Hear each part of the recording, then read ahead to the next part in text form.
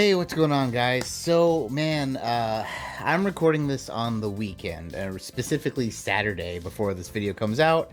So I do want to preface this with anything I say may be old news by now, because stuff's changing pretty rapidly with the Switch 2 situation.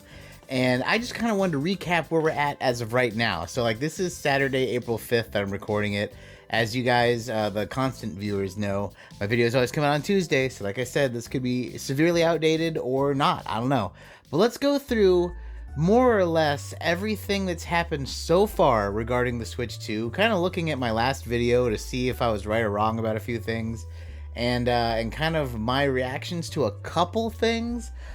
So without further ado, let's just talk about this whole situation. So this is going to be kind of like a long form, non-scripted, one take type situation video where I'm going to go through like the facts, and then like kind of my views on them. And once again, these are just my views. You know, I don't speak for the broader everyone. I don't think. But also, I want to talk about some like good stuff at the end. So we'll end on like a good note, because not everything is good if you've been following this at all. But if you haven't, let's just go ahead and kind of rapid fire through everything. So let's start with the console itself. So as of recording this, we don't know of any different price changes, and I'll get to that in a second. But as of recording this, the last thing we had heard was essentially, if you want just the Switch 2 console, it's going to be $450. And if you want the console with the pack-in of Mario Kart World, it is $500. You know, it's a non-OLED screen, which we all knew. They showed a bunch of features. We'll talk about those later, because like I said, I think the features are kind of what I want to end this video on, because it's like good stuff. It's really neat. But that's kind of the pricing. Originally, they said that the pre-orders were going to go up for America. As of recording this, it's supposed to go up the 9th of April, which would be tomorrow if you're watching this video on the day of release. But as of recording this, that actually got pulled. And we'll go into that now. So everything I might have just said might be completely bad information, because the tariffs that have just been imposed by the president have made everyone kind of do a cease on this whole pre-order situation. 99% sure, that could be because they're nervous that, pricing would be increased. Because, the prices we saw were from the Nintendo website and everything, but, I mean, things could change. It's not out yet. So that really sucks. So as of right now, as of recording this, we don't have the date for pre-orders yet. But presumably it may be pushed, and presumably the price may go up. Another thing regarding console prices, which really kind of stinks, is in Japan, if you like switch it from yen to dollars, the Switch is actually, like, for the Japanese locked console over there, it's actually like something like $360, which kind of sucks to begin with, because a lot of people are talking prices and are very unhappy. Before I go on to a different pricing thing, I do want to keep this separate. So regarding just the console itself, personally, at the $450 price point, I'm not too upset about it. I mean, obviously everyone wants something cheaper. And the first Switch came out at a really good price point, and that was kind of like a big deal, a big selling point of it. But, I mean, I'm thinking about the console itself. In docked mode, it's supposed to be like 4K 60, 1080 handheld. I mean, last gen consoles started out at like $600, $500, I forget, but I like way more than the Switch. And like they do the same thing, the original iterations that the Switch is doing now. And I know the Switch is always going to be, Nintendo's always behind graphically and power wise by like a generation. But like we paid this much money for this same console before, so like it doesn't feel crazy egregious to me. I mean, obviously I'm just saying that in the mindset of like, I think it's okay. I know not everyone's thinking that way. In fact, I know the majority of people want the price dropped, which is fair. I mean, I totally get it. But I mean, just personally on this specific subject, I think the price actually kind of made sense to me. I kind of thought it was going to be $400, so $450, but I mean, kind of everyone's gonna have a different view on it. But just breaking the console out aside, I do think personally that was a decent price. But now going on to games. I don't want to talk about the games themselves because I'm going to put that in the good section. But let's talk about like pricing and what's going on here with these freaking games. So as of recording this, we have a couple things. First off, most of the first party games seem to be like $80. I've seen something saying $90 for physical, but I think they're conflating that with Canada where the price is a little different. I may be wrong about that because honestly, I'm gonna be straight up honest. I haven't really looked into that rumor. Either way, it kind of sucks. $80 games is kind of ridiculous in my mind. I mean, I know like a lot of people keep showing that picture, like, oh look, in the '90s, Killer Instinct cost $90. I'm like, yeah, man, I don't know. We made a new thing, right? Like we're at the point where $60 is a video game. Like that was the price. That's what it's been for years. That's what it should be. The $70 thing really kind of sucks. In fact, honestly, most $70 games, except for Zelda, I waited till it went down in price because I'm like, I'm not gonna pay $70. I don't give a shit. Like, I'll just wait. I have a baby now. I don't have time to play video games anyway. But like, yeah, I don't like this $80 scenario. And the thing I really, really don't like is this game key scenario. And I tell you what, I was upset about it, but now I'm more upset about it. So for those who don't know, for some reason, a lot of these games are not going to be on the cartridge. It's going to be a game key, which, that said, it's a digital key. So you're buying the game digitally, like you're buying the game physically in the fact that it's a key. You put the key in and it lets you download the digital game. So, you know, I hate this for all the reasons that everyone should hate this, and that is digital games suck. I mean, like, time and time again, there's been examples of games that were digital only that got shut down, or you can't download them, or we closed the eShop or whatever, and now you can't get them.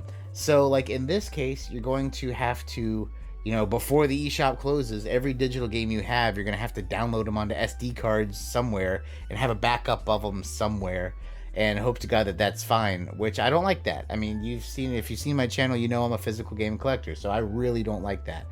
Now, that said, if we are in the all-digital future, which is definitely inevitable, which sucks, but once we get into the all-digital future, I mean, you put a gun to my head, I'd rather have this than nothing, because at least with this, you could technically resell it, or, you know, as long as the eShop's open, like, I could have the physical key and then give it to a friend, and they could plug it in and download the game. You can't play the game without the key in, so it's like playing it with a cartridge, if that makes sense.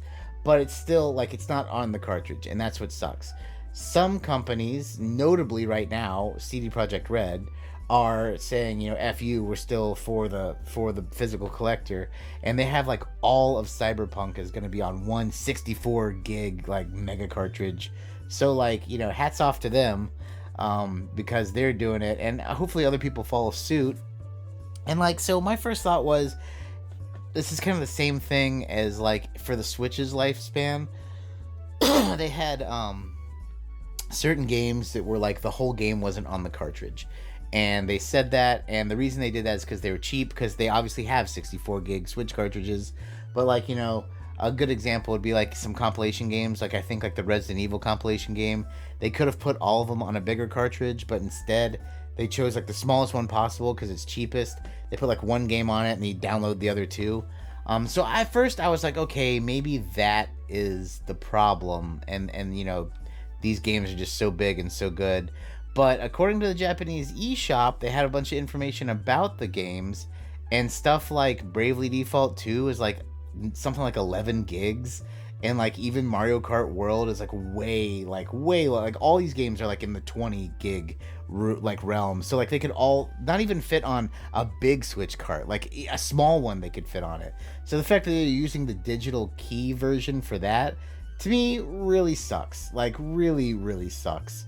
A couple other things that are like causing a lot of distress is I mean, pretty much every third-party game we saw that has a physical game is the key card, it seems. But then also, like, Zelda, you know, apparently you get that game, and it's going to have the original base game on the Switch 2 cartridge, and then the niceties, the new upgrades, is a download code, which defeats the whole point, because that's no longer a key card thing. So like if you buy that, you can't transfer the extra content if you wanted to sell the game or whatever. So like the whole thing's kind of really ridiculous. Also, stuff that's kind of egregious with this game pricing situation is a lot of these games, these Switch 2 games, are going to have upgraded versions, and some of them are going to be free upgrades. Some of them are not going to be free upgrades. Some of them will have extra content. But either way, it's like it's not too clear what's going on now. Some of them you actually have to have the Nintendo Switch Online to get the free upgrade to it. I think the Zeldas are both that way, so that's kind of cool. But I don't know, man. It's you know, it's Nintendo being Nintendo. And I think the biggest culprit of Nintendo being Nintendo, and this is my personal opinion, is they have a tech demo type thing. I forget what it's called, but like essentially it's like Astro's Playroom for the PS5, and they're charging money for it. Like it's literally like, hey, here's all the cool stuff about the Switch 2, and they showed it in the treehouse. Like, look, you can walk around this little thing, and they show you all about your system. Basically, the tutorial of how to fucking play your console, and you have to pay for it. Like, man, if there, you know, hey, I just spent $450 on this console, the least you could do is give me the goddamn tutorial for free. But that's just me. That really is another bummer. So to recap the last two sections, because I do want to end this video on happy stuff.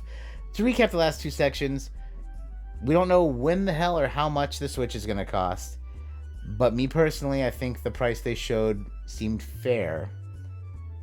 And the games are a shit show, and I think the pricing is ridiculous. So that's where I'm at so far. Let me know in the comments where you guys are at. But let's talk about some of the good things that were shown. So I didn't get to like hardcore watch like the whole Tree Houses, because there's like 7 hours of it. But I did have it on in the background and listen to it while I was doing other things. And some stuff was really cool. Some stuff was like okay. But, you know, back to the Switch Direct, I'm not going to go through every game, but they had like a million bajillion games, and it was all exciting stuff. Really cool stuff, in fact, like really, really cool stuff. And from that, I got to kind of wrap my head around, you know, they're doing remakes and things for certain companies, Bravely Default. They're kind of remixing their Switch 1 games, but they're also adding new games. So I think like on the whole, it's a really great kind of smattering of everything you're gonna get. And I will say that like one game I wasn't really excited for, like I wasn't against it, but like was Mario Kart World. I was like, that's another Mario Kart game. It's cool. But man, after checking out the Treehouse, Mario Kart World looks dope. I mean, take out the fact that they have so many characters that it's like hilarious. Like the cow is a big thing right now. Honestly, I saw you could play as that like it's like the wallet with legs that hops around like a frog from Mario Odyssey. Like that is gonna probably be my go-to character. But the one thing that really stood out with that game with me was this like race mode where you start out with 24 people and you race a track, and then you race from that track to the next track to the next track, and as you go it like narrows people down. Like, you know, I don't remember the numbers, but just for example, it'd be like, oh, there's 24 in the first race, you know, the 18 get to move on, and then like 12 get to move on, and then like 6 get to move on, or something like that. And it was really kind of cool because you're being eliminated as you go. And it was neat, and like a lot of the new items looked cool. Like you could grind on rails, you could wall ride. Like it literally legit looked like a huge step, like a big iteration to me. And I was like, that is awesome. I'm very excited about that. And then another thing they went through and showed was some of the features and stuff, right? So they, you know, we already talked about the chat and the mouse movement. Well, they were showing Metroid Prime 4, and how you can use the mouse to look around, which is really cool, because like you kind of have, you know, like a first person like computer based playing, it seems like. So that was really neat. The graphics were cool, the gameplay was cool. Then they showed off like some Bravely Default, which I was really excited about. They showed kind of the new features that they included. And I'm a huge Bravely Default is one of my favorite RPGs ever. Not like for any specific reason except for the plot. I mean, like the gameplay is good, the graphics are okay. Like, yeah, I like that style, is fair enough. But like, man, the plot, the story, the twists, like, dude, that game is like, if you haven't played it, don't be caught sleeping on that game. That game is top tier, really badass. Yeah, but they kept just showing like all sorts of crazy stuff. They got From Software is gonna have their own like Switch 2 From Soft freaking like game, like their own like Bloodborne looking game. Just so much stuff. They showed off the chat feature. They showed off like a multiplayer Zelda situation that was really cool. Where they were playing Four Swords like together with the chat and the video. It was really neat. And then one thing that I actually got right on my predictions video, which I kind of didn't really expect too much of, was a new 3D Donkey Kong game. So I will say I have one little caveat with this game that I don't really like. I don't like hate it, but I don't like as much that they're using like the new Donkey Kong from the movie for the character model. I would prefer the classic Donkey Kong, but you know, whatever. I'm an old man, so don't listen to me. But I will say that Mario Odyssey was like it is one of my all-time favorite 3D platformers. It was done so well. And then Kirby and the Forgotten Lands was equally done well. So I have really high hopes for this game. It looks fun. It looks good. There's some nods to Rare in it too. Like if you look at some of the stuff, like has like the big goofy eyes like Rare always does.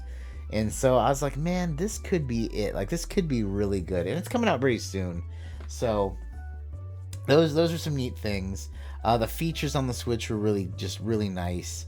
You know, the bigger screen, of course, is cool. The whole like connecting with one cartridge and all was cool. One game they showed that I didn't really care too much about was like the upgraded version of Mario Party Jam or whatever. I'm not the biggest Mario Party guy, so it's lost on me. But like the other stuff they showed was great. The GameCube stuff they showed was great. They did show playing through GameCube. It was phenomenal. So like that stuff's all really got me hyped up. That said, I do want to wrap up the video with this little note. I don't know if I'm going to do this or not anymore. You know, at first I was really like gung-ho on like I'm going to buy this day one. But now with all the pricing kind of shown, especially the game pricing and the non-physical keys and stuff, and my backlog is massive, and you know, I'm a dad to a 10-month-old. I don't have time for all the video game stuff anymore. I don't think I'm going to be rushing to the store on this one. I say that, and for all I know, I'm going to end up picking it up day one, probably. Who knows? But, like, currently my mindset is if the stress of getting one of these is, like, a bitch, I'm probably just going to wait myself. Because, like, man, it's just, like, everything that's really coming out is awesome and cool.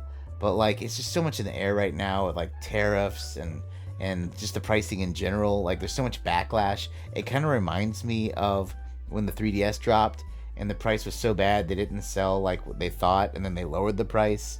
Maybe that'll happen. I'm not saying bank on that, but I mean, like, you know, I currently feel like I'm maybe in not a rush to grab this as much as I thought I would have been. But like I said, I say that now, but for all I know, you know, I get the email from Nintendo saying, hey, the pre-orders are open and you get a guaranteed spot because you could fill out a registration thing. And I'm just like, oh, okay, and then I just buy one. But who knows? Who knows? Let me know what you guys are doing. Is this a day one buy for you? Are you excited for the games? If so, what? How do you feel about the pricing? How do you feel about everything? Like I said, I'm recording this on Saturday. This video comes out on Tuesday. So for all I know, between me saying goodbye to you guys in a little bit to now, everything has changed. But we will find out, and I will find out with you guys. And yeah, other than that, you know, like I said, give me your thoughts down below because I'm very interested to know what you guys think. And hey, that's going to do it for us today, guys. Once again, thank you so much for watching. Thank you so much for subscribing. If you haven't, please do. It'd be phenomenal. But as always, my friends, take it easy.